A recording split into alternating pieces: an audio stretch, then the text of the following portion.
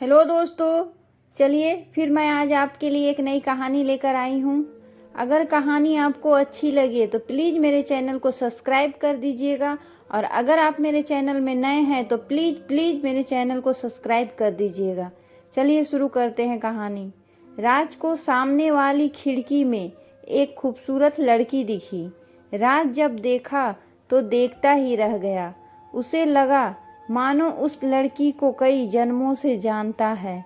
उसकी सपनों में आने वाली लड़की, उस लड़की का नाम काजल था। काजल ने भी राज को देखा, फिर एक दिन पूछ ही लिया, आप ऐसे क्यों देखते हो? किसी ने अगर देख लिया तो बदनामी होगी। राज, जी मैं जानता हूँ, लेकिन आपको देखते ही पता नहीं मुझे क्या हो जाता है। ऐसा लगता है मैं आपको कई जन्मों से जानता हूँ। काजल, ओके ओके, फिल्मी डायलॉग बंद, लेकिन प्लीज आगे से अब मत देखना। उस दिन काजल ने मना तो कर दिया, लेकिन राज का इंतजार करती रही। राज आया। काजल ने मुस्कुराते हुए राज को देखा। धीरे धीरे उन दोनों की बात बढ़ी। घर से बाहर मिले।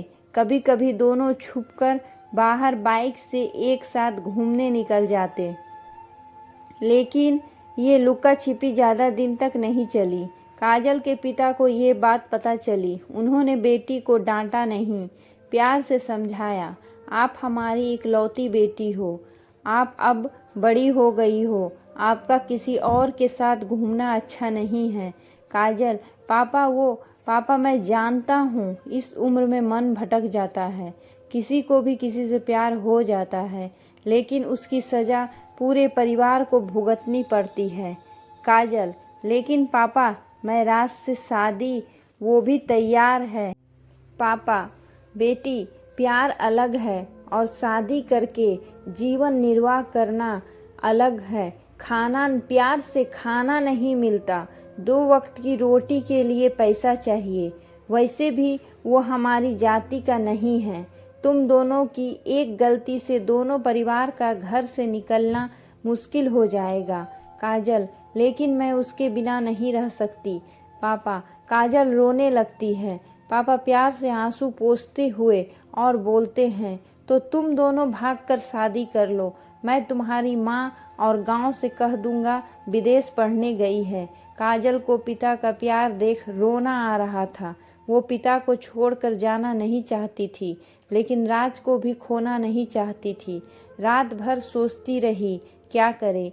क्या वो अपने स्वार्थ और प्यार के लिए बचपन से प्यार करने वाले छोटे छोटे हाथों को पकड़कर चलना सिखाने वाले को हमेशा के लिए छोड़कर चली जाए? नहीं। काजल ने पिता से इजाज़त ली राज से अंतिम बार मिलने की। अगले दिन वो राज से मिली और राज से सारी बात बताई।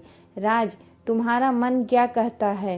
काजल, जिन्होंने मुझे चलना सिखाया, बोलना सिखाया, उन्हें धोखा देने का मन नहीं करता है, लेकिन तुम्हारे बगैर रह भी नहीं सकती। तुम जैसा कहो, मैं तुम्हारे साथ मरने। राज ने काजल के मुंह पर हाथ रख दिया। राज ने रोते हुए कहा, नाज है मुझे अपनी मोहब्बत पर, मैं तुम्हारे बिना कैसे रहूँगा मुझे नहीं पता, लेकिन तुम हमेशा खुश रहना। तुम्हारी खुशी देख मैं जी लूँगा। काजल ने भी रोते हुए जवाब दिया, मैं भी तुम्हारे बिना नहीं रह सकती राज, लेकिन मैं मजबूर हूँ बस तुमसे आखिरी बार मिलने। राज, रोना नहीं। काजल, अगर ये हमारी आखिरी मुलाकात है तो इसमें आंसू नहीं, खुशी होनी चाहिए, जिसे देख मैं जिंदगी भर याद कर जी लूँगा। दोनों एक दूसरे को बाहों से भरकर शांत हो जाते हैं। काजल, तुम मेरी शादी के दिन आओगे? राज, आऊँगा, ज़रूर आऊँगा और जी भर कर नाचूंगा, जी भर कर। राज फिर रोने लगता है। काजल, खुद कहते हो खुश रहने को, फिर रोते हो। राज, ये कमबख्त आंसू भी न रोकने से भी, but no, I am happy now. फिर शांति। कब शाम हो गई पता भी ना चला। दोनों दूर तक एक दूसरे को देखते हुए विदा हो गए। नियत समय पर काजल की शादी तय हो गई। बारात भी आई, बहुत सारे रस्म भी हो गए, लेकिन एकाएक लड़के ने शादी रोक दी। उसके हाथ में कुछ फोटो थे, राज और काजल के। उसने उसी समय राज को बुलाने को कहा। चारों तरफ कानाफूसी होने लगी।